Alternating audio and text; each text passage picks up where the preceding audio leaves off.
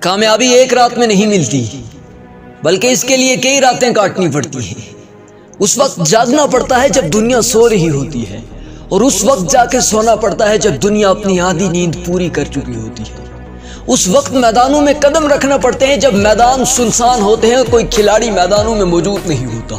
اس وقت خون پسینہ ایک کرنا پڑتا ہے جب دنیا تمہاری محنت کو نہیں دیکھتی۔ خود اکیلے اپنے ساتھ مخلص رہ کر اپنا سب کچھ دو پر لگانا پڑتا ہے، ریگستانوں میں دوڑنا پڑتا ہے، دن کے وقت دھوپ کا سامنا کرنا پڑتا ہے۔ اگر تم دوسروں سے منفرد بننا چاہتے ہو نا، تو پھر یاد رکھنا کہ دوسروں سے آگے بڑھ کر کچھ کرنا پڑے گا، دوسروں سے زیادہ محنتیں کرنی پڑے گی، دوسروں سے پہلے اٹھنا پڑے گا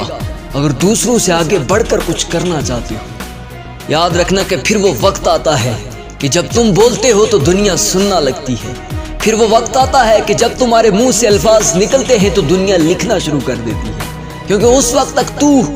تیرے الفاظ، تیرے جذبات، تیرا انداز بہت قیمتی ہو چکا ہوتا ہے۔ سچن ٹنڈولکر، جنہیں کرکٹ کی دنیا کا بےتاج بادشاہ کہا جاتا ہے، وہ کہتے ہیں میں ہر روز ناشتے سے پہلے صبح 500 بالز کو فیس کرتا ہوں صرف پریکٹس کے لیے، راؤنڈ اباؤٹ 83 اوورز صرف پریکٹس کے لیے کھیلتا ہوں میں ہر روز صبح جب دنیا سو رہی ہوتی۔ پھر ایک وقت آتا ہے کہ سچن ٹنڈولکر جب آٹوگراف کرتا ہے نا تو دنیا لائنوں میں لگ جاتی ہے، کاش سچن ٹنڈولکر کا ایک آٹوگراف اس بال پر کیا ہوا ہمیں مل جائے کہ سچن ٹنڈولکر کے ہاتھوں نے اس پر لکھا ہے۔ اس وقت تک آپ کی ہر چیز قیمتی ہو چکی ہوتی ہے، کیونکہ آپ نے خود کو اتنا پسا ہوتا ہے، اتنا پسا ہوتا ہے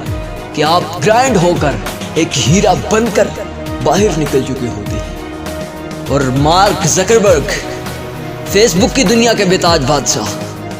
آپ نے جب فیس بک کو بلندی پر لے کر چلے گئے نا تو ایک دن ایسا بھی آیا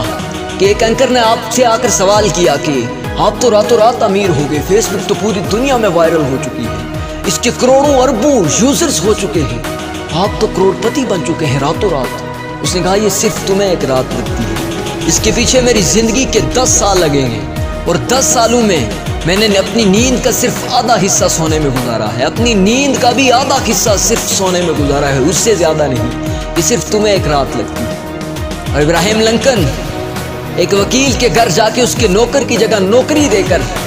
وکالت کی کتابیں پڑھا کرتے تھے۔ پھر ایک وقت آتا ہے کہ انہیں پریزیڈنٹ آف امریکہ بنایا جاتا ہے۔ کچھ لینے سے پہلے کچھ دینے کے لیے اپنا سب کچھ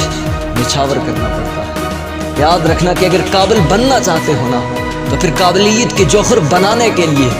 خود کو کئی بار چکیوں کے اندر گرانا پڑتا ہے، خود کو تیز دھوپوں میں دوڑانا پڑتا ہے۔ یاد رکھنا کہ پھر وہ وقت آتا ہے کہ دنیا تمہاری انٹری پہ شور مچاتی ہے۔